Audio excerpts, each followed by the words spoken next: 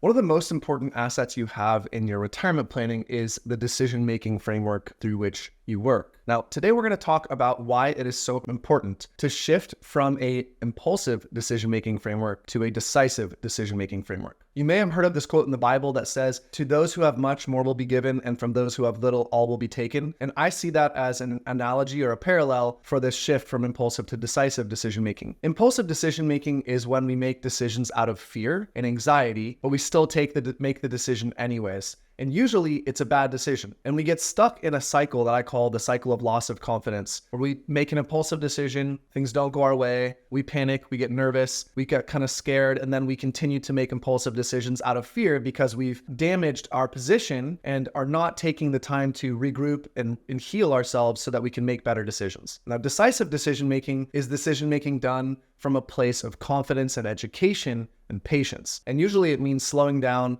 in order to make a more educated and informed decision. Now, I'm going to use a healthcare analogy and then tie this to retirement as well. Now, in healthcare, this looks something like the following. The impulsive person goes to the doctor, hears that they have high blood pressure or are overweight and have weight-related disease. And then they go home, they panic, and they start doing research online about the fastest way to lose weight. They find out about the keto diet or the Atkins diet, and then they proceed to lose 30 pounds in 30 days by using a crash diet that is extremely aggressive. The problem with this is that this whole process was done impulsively out of panic, and they did not realize that the question they had to ask themselves is, can I do this diet forever? Because it's not so important to lose the weight over 30 days. It's really important to lose the weight and then keep it off forever. And what happens in this impulsive framework is the person loses the weight, and then 30 days later or 90 days later, they've gained it all back, and a year later, they're the same weight they started the year at. And they do this cycle on repeat every 2, 3, 1, 5, whatever years, and they never lose the weight permanently. Now, in a decisive framework, the person might go through the same first 3 steps. They go to the doctor, they're told they're overweight, and then they have to decide what they're gonna do. And this third step is where they divert. Now, instead of panicking and going online and doing research, they actually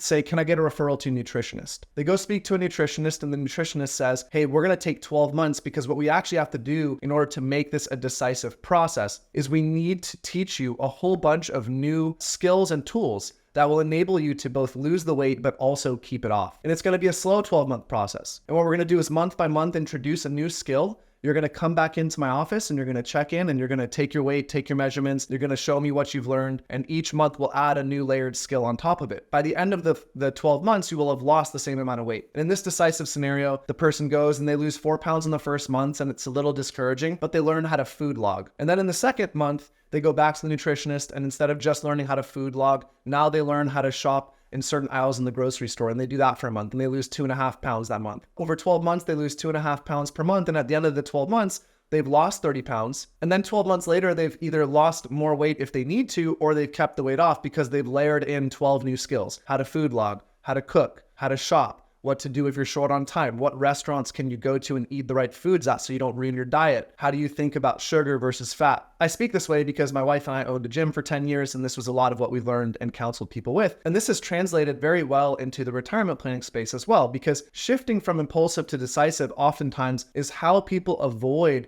catastrophic failures with their retirement planning, and how they avoid the trap of anxiety that comes with always wondering whether your financial decisions will pay off. The reasons you wonder whether your financial decisions will pay off is because too often we're making decisions through an impulsive framework rather than a decisive one. Now, in retirement planning, it looks something like this. The impulsive framework is, I don't have any rhyme or reason for why I'm doing what I'm doing or how much I'm saving. I watch videos on YouTube or I watch videos online and they tell me I need 20 times my annual salary, or I need, be able to take 4% withdrawals with no respect for any other variables in my life, and I start to panic. And so I just make portfolio changes. I start to invest in maybe single stocks or riskier sides of my portfolio, or I take my asset allocation from a 50-50 to an 80-20 because someone told me I should. And then something bad happens in the market, like 2022, we have a 20% correction on the S&P 500. And now I start to spray and pray and just make random wild decisions because now my portfolio is going down and I'm panicking. And so I sell this and I sell a little bit of that and I rebalance into this because I read online that I should, or a friend told me I should. And we have this snowball of impulsive decisions that causes more and more damage to our retirement retirement success. Now, if we shift to a decisive framework in retirement planning, it looks a lot like the nutritionist analogy. I need a framework for why I'm going to decisively have the plan I have. I'm going to take an assessment. I'm going to create a 12-month plan of the things that are most important, that give me the most control when things go wrong. I'm going to create a set of contingency plans. So when things go wrong, I know exactly what actions to take. I've already tested them in a financial calculator. I've gotten advice from an